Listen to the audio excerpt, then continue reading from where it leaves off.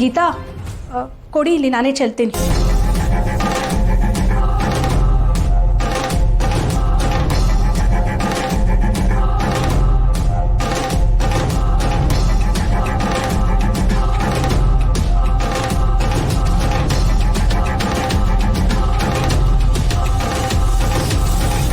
ಇಷ್ಟು ಚೆನ್ನಾಗಿರೋದನ್ನ ಚೆಲ್ಲಕ್ಕೆ ಮನ್ಸು ಬರ್ತಿಲ್ಲ. ಪ್ರಿಯಾ ಹೇಳಿದ ನಿಜ, ಸೀತನ್ ಕೈ ರುಚಿ ಸೂಪರ್. ಸೀತನ್ ಏನಾದರೂ ಅಡುಗೆ ಮನೆಗೆ ಬಿಟ್ರೆ ನನಗೆ ಅಡುಗೆ ಮನೆಯಿಂದ ರಿಟೈರ್ಮೆಂಟ್ ಗ್ಯಾರಂಟಿ. ಆದರೂ ಸೀತಾ ತುಂಬ ಚೆನ್ನಾಗಿ ಮಾಡಿದಾಳೆ. ಇವ್ರಿರ್ಬೇಕಾಗಿತ್ತು ಚಪ್ಪರ್ಸ್ಕೊಂಡು ತಿಂದಿರೋರು. ಅದರೊಳಗೂ ಸೀತಾ ಮಾಡಿರೋದು ಅಂತಂದರೆ ಕಣ್ಗೊತ್ಕೊಂಡು ತಿಂತಾಯಿದ್ರು. ಅದಕ್ಕೇನಂತೆ ಫಾರ್ಮ್ ಹೌಸ್ಗೆ ನಾನೇ ಹೋಗ್ಕೊಡ್ತೀನಿ. ತುಂಬ ದಿನ ಆಯಿತು ಅವರನ್ನು ನೋಡ್ದಂಗೆ ಆಗತ್ತೆ. ಇಷ್ಟು ರುಚಿಯಾಗಿರೋದನ್ನು ತಿಂದು ತುಂಬ ದಿನ ಆಯಿತು. ಹಲೋ ಪ್ರಿಯಾ, ಏನಮ್ಮ ಯಜಮಾನ್ರಿಗೆ ಮಾತ್ರ ಆಫೀಸಿಗೆ ಕಳಿಸ್ಬಿಟ್ಟಿದ್ಯಾ? ಯಾಕೆ ಬಂದಿಲ್ಲ ಆಫೀಸ್ಗೆ? ನಿಮ್ಮ ಯಜಮಾನ್ರನ್ನ ಕೇಳಿದ್ರೆ ಅಡ್ಗೋಡೆ ಮೇಲೆ ದೀಪ ಇಟ್ಟಿರೋ ಥರ ಮಾತಾಡಿದ್ರು. ನೀನು ಯಾಕೆ ಆಫೀಸಿಗೆ ಬಂದಿಲ್ಲ ಅಂತ ಸರಿಗೆ ರೀಸನ್ನೇ ಕೊಡಲಿಲ್ಲ. ಮೋಸ್ಟ್ಲಿ ಎಲ್ರ ಮುಂದೆ ಹೇಳಕ್ಕೆ ಅವ್ರಿಗೆ ಇಷ್ಟ ಇರಲಿಲ್ವೇನೋ. ಎಲ್ಲ ಓಕೆನೇನೆ? ಏನೂ ಪ್ರಾಬ್ಲಮ್ ಇಲ್ಲ ಕಣೆ. ಮನೆ ಆಫೀಸ್ ಅಂತ ಓಡಾಡೋದು ಬೇಡ, ಮನೇಲೇ ತುಂಬ ಜವಾಬ್ದಾರಿ ಇದೆಯಲ್ಲ. ದೊಡ್ಡವರೆಲ್ಲ ಹೇಳಿದ್ರು, ಅದಕ್ಕೆ ನಾನು ಮನೇಲೇ ಇದ್ದೀನಿ. ಅಂದರೆ ಏನು ಅರ್ಥ? ಇನ್ಮೇಲೆ ನೀನು ಆಫೀಸಿಗೆ ಬರಲ್ವೇನೆ? ನೀನು ಇಲ್ಲ ಅಂದರೆ ನನಗಿಲ್ಲಿ ಸಿಕ್ಕಾಪಟ್ಟೆ ಬೋರ್ ಆಗುತ್ತೆ ಕಣೆ. ಸ್ವಲ್ಪ ದಿನ ಡೌಟೇ ಕಣೆ. ಹೀಗೆ ಈ ಮನೆಯೆಲ್ಲ ಅಡ್ಜಸ್ಟ್ ಆಗಬೇಕಲ್ವಾ?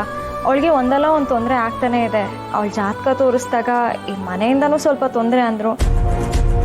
ಅದಕ್ಕೆ ರಾಮ್ ಟೆನ್ಷನ್ ಮಾಡ್ಕೊಂಡಿದ್ದಾರೆ. ಸದ್ಯಕ್ಕೆ ನೀವು ಮನೇಲೇ ಇರಿ, ಸಿಹಿ ಜೊತೆನೇ ಇರಿ ಅಂತ ಹೇಳಿದ್ರು. ನಾನು ಆಫೀಸ್ ಕೆಲಸ ಎಲ್ಲ ನೋಡ್ಕೋತೀನಿ ಅಂದರು. ಓ ಮೈ ಗಾಡ್, ಏನಾಯ್ತು ಸಿಹಿಗೆ? Is she okay? ಭಯ ಪಡೋವಂಥದ್ದು ಏನೂ ಇಲ್ಲ ಕಣೆ. 1-2 ಸಲ ಬಿದ್ಲು ಅಷ್ಟೇ. ಸಿಕ್ಕಾಗ ನಾನು ಡೀಟೇಲಾಗಿ ಹೇಳ್ತೀನಿ. ನೀನು ಮನೆಗೆ ಯಾವಾಗ ಬರ್ತಿದ್ಯಾ? ಈ ವೀಕೆಂಡ್ ಬರ್ತೀಯಾ?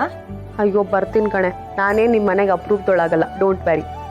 ಅದಕ್ಕಲ್ಲ ಕಣೆ, ನಾನು ನಿನಗೆ ಆರತಿ ಮಾಡಬೇಕು, ನೀನು ಅಮ್ಮ ಆಗ್ತಿದ್ಯಾ? ಇದು ಕನ್ಫರ್ಮ್ ತಾನೇ?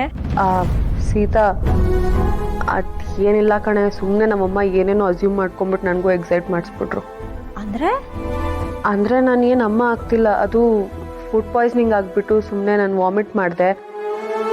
ನಾನು ಏನೇನೋ ಅಸ್ಯೂಮ್ ಮಾಡಿಕೊಂಡೆ. ಡಾಕ್ಟರ್ ಹತ್ರ ಟೆಸ್ಟು ಮಾಡಿಸ್ಲಿಲ್ಲ. ತಿಂಗಳು ಲೆಕ್ಕ ತಪ್ಪಿತ್ತಷ್ಟೆ. ಹೌದಾ? ಹೋಗ್ಲಿ ಬಿಡು, ನೀನೇನು ಬೇಜಾರು ಮಾಡ್ಕೋಬೇಡ. ಆದಷ್ಟು ಬೇಗ ನೀನು ನಮಗೆ ಗುಡ್ ನ್ಯೂಸ್ ಕೊಡೋ ಥರ ಆಗಲಿ, ನಾನು ನಿನಗೆ ಆರತಿ ಮಾಡೋ ಥರ ಆಗಲಿ. ಆಯಿತು ಮೇಡಮ್. ಆ ಲಿಸ್ಟಲ್ಲಿ ನೀವು ಇದ್ದೀರಾ ಅನ್ನೋದನ್ನ ಮರಿಬೇಡಿ. ಹಾಗೆಲ್ಲ ಏನೂ ಇಲ್ಲ ಕಣೆ. ಇಲ್ವಾ? ಯಾಕೆ? ಸಿಹಿನೇ ನನ್ನ ಮಗು ಅಂತ ರಾಮ್ ಅಷ್ಟೇ ಅಲ್ಲ, ಈ ಮನೆಯವರು ಒಪ್ಕೊಂಡಿದ್ದಾರೆ. ಅವ್ರು ನನ್ನಿಂದ ಯಾವ ಮಗುನೂ ನಿರೀಕ್ಷೆ ಇಟ್ಕೊಂಡಿಲ್ಲ. ಇದು ಅವ್ರ ದೊಡ್ಡ ಗುಣನೋ ನನ್ನ ಅದೃಷ್ಟನೋ ನನಗೆ ಗೊತ್ತಿಲ್ಲ. ನೀನು ಆ ಮನೆ ಸೊಸೆ ಆಗಿದ್ದು ನಿಂಗೂ ಅವ್ರಿಗೂ ಎಲ್ರಿಗೂ ತುಂಬಾನೇ ಲಕ್ಕಿ ಕಣೆ. ನಿನಗೆ ನೀನೇ ಕಮ್ಮಿ ಅಂತೆಲ್ಲ ಅನ್ಕೋಬೇಡ. ನೀವು ಆಫೀಸಿಗೆ ಬಂದಿರ್ಲಿಲ್ವಲ್ಲ, ಏನಾಯ್ತೋ ಏನೋ ಎಲ್ಲ ಓಕೆನಾ ಅಂತ ವಿಚಾರಿಸಕ್ಕೆ ಕಾಲ್ ಮಾಡಿದೆ. You take care. ಏನಾದರೂ ಇದ್ರೆ ಕಾಲ್ ಮಾಡು, ಓಕೆನಾ?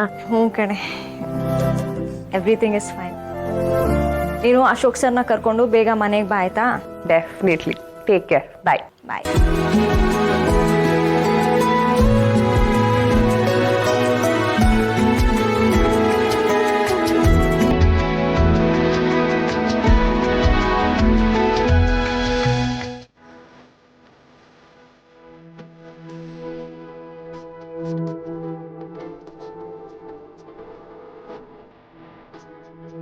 ಛೇ, ಇದೇನ್ ಮನೆನಾ ಭಜನೆ ಮಂದಿರನಾ?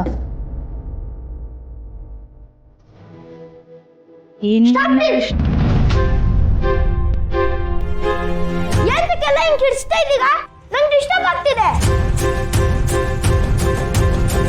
ಏಯ್, ಕೊಡ್ತೀನಿ ನೋಡ.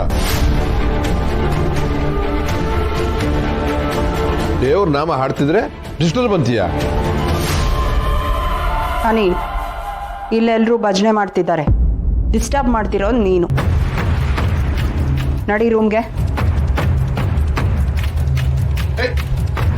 ಬೇಡ, ಇಲ್ಲಿ ಇವನು ಯಾಕೆ ಹೋಗ್ಬೇಕು? ಅವನು ಭಜನೆ ಕೇಳಲಿ. ಕೂತ್ಕೊಳ, ಕೈ ಮುಗಿ, ಕಣ್ಣು ಮುಚ್ಚು, ಪ್ರಾರ್ಥನೆ ಕೇಳು. ಶುರು ಹಚ್ಬೇಕು.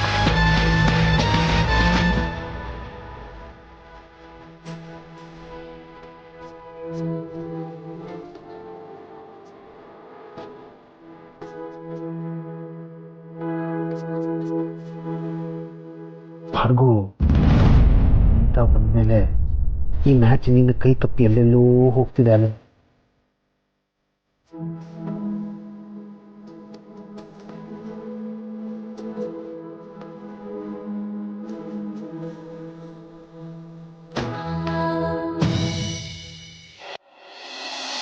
Wow, what's happening, guys?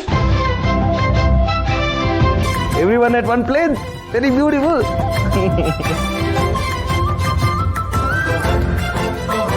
ದಿನ ಸಂಜೆ ವಟಾರದಲ್ಲಿ ಈ ಥರ ಭಜನೆ ಮಾಡಿ ಅಭ್ಯಾಸ ಆಯಿತು ಸಿಹಿಗೆ. ಆಫೀಸಿಂದ ಬರೋಕ್ಕೆ ನನಗೆ ಲೇಟ್ ಆಗ್ತಿತ್ತು, ಅದಕ್ಕೆ ಮಿಸ್ ಮಾಡ್ಕೋತಿದ್ದೆ. ಆದರೆ ಸಿಹಿ ಅಂತೂ ಯಾವತ್ತೂ ಮಿಸ್ ಮಾಡಿಲ್ಲ ಗೊತ್ತಾ.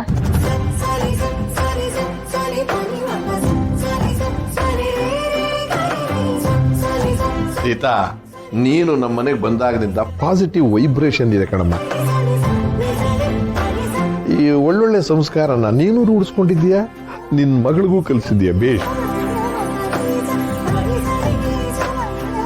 ಥ್ಯಾಂಕ್ಸ್ ತಾತ. ನಾಳೆಯಿಂದ ಇವಳು ಸ್ಕೂಲ್ ಕಂಟಿನ್ಯೂ ಮಾಡ್ತಿದ್ದಾಳೆ ತಾತ. ವಟಾರದಿಂದ ಒಂದು 10 ನಿಮಿಷ ಅಷ್ಟೇ, ಆದರೆ ಇಲ್ಲಿಂದ ಸ್ವಲ್ಪ ದೂರ ಇದೆ, ಅದಕ್ಕೆ ಬಸ್ಸಿಗೆ ಹೇಳಿದ್ದೀನಿ. ಬೆಳಗ್ಗೆ 7 ಗಂಟೆಗೆ ಬಸ್ ಬರುತ್ತೆ. ಇವತ್ತು ಬೇಗ ಊಟ ಮಾಡಿಸಿ ಮಲಗಿಸ್ಬಿಡ್ತೀನಿ. ಒಳ್ಳೇದಮ್ಮ, ಒಳ್ಳೇದು. What?